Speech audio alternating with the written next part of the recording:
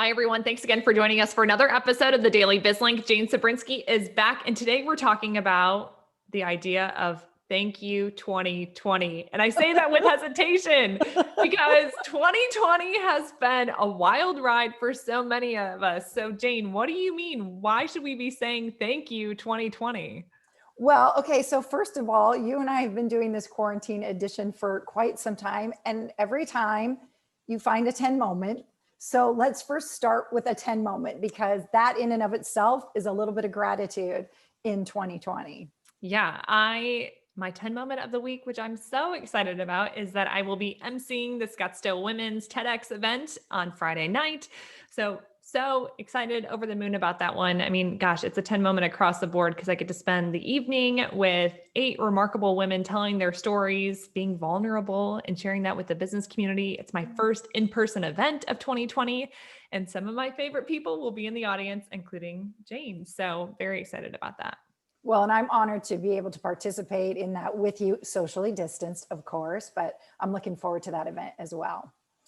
So yes, so in the spirit of Thanksgiving, we're 1 week out, and last week we talked about gratitude and the importance of gratitude in building that resilience muscle.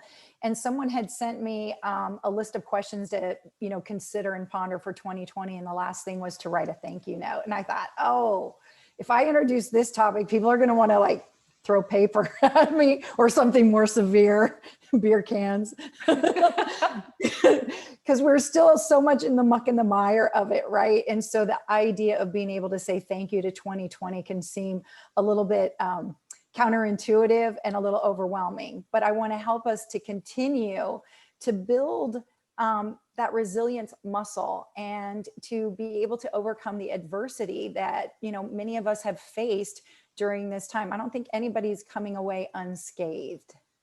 I absolutely agree. I think 2020 has provided a lot of growth opportunities for so many of us. It's been uncomfortable at times, Yeah. but I think it stretched us in, ways, probably the ways that we didn't really want, but we survived. We're still here. We still have our head above water. And, I do think that's something we're celebrating. Well, it helps to really ignite that growth mindset and to really, part of it also is to set us up for success in 2021, knowing that many things may not be that much different. And if we continue to focus on I can't wait for 2020 to be over, thinking that on December 31st, all will be right with the world, we're setting ourselves up for some disappointment. So how can we continue to just move forward? And again, it's about overcoming the adversity and the challenges and really setting ourselves up for success in 2021. Let's kick 2021's butt, I because love of that. 2020. So what I was thinking is writing a thank you letter. Number one, writing things down can be very cathartic. And also it acts as a reflection, so that as we begin to move forward, we can look back on this time and remember some things about it. And I want to really encourage everyone to not only include themselves, but their family members and children. I was reminded that back during 9/11, my oldest was in the first grade. And I'll never forget, at the end of the school year, the teacher asked the children to draw a picture commemorating the year. So we had September 11th, that happened the first few weeks of school. And he's in the first grade, so he's 7, 8 years old. And my son came home with a drawing of the United States flag. And I will never forget looking at this going, okay, Brian, what is this? And he's like, oh, teacher asked us to commemorate, the year. And I was like, what's up with the flag? I literally had to be reminded, who would think that, 9/11. And what had occurred to me in that moment is this is something my son was thinking about, and it deeply impacted him. And, yes, the schools were looking at it, but I hadn't really had much conversation with him about it. Well, 24 years later, he is a United States Marine. And I oftentimes reflect on that moment. I think it was a turning point for him. And it was a moment that his patriotism really began to evolve and develop. And so I think about including children in writing a thank you letter, asking the questions, what did you learn about yourself this year? What did you personally overcome? This will give us so much insight to what's going on inside the kids' brains too, and what they saw as adversity for themselves. And then also to find the humor, make sure to write down the funny things that happened, and if you can't find anything, go on YouTube and at least look up the SNL skits from the debates, because they're hilarious. And, ask yourself the question, like, what did you personally overcome? What did you accomplish? What did you achieve? And it might be something really small that you don't even give a lot of credit to, but as you begin to write this letter, you realize, like, okay, I overcame a lot and I also accomplished a lot.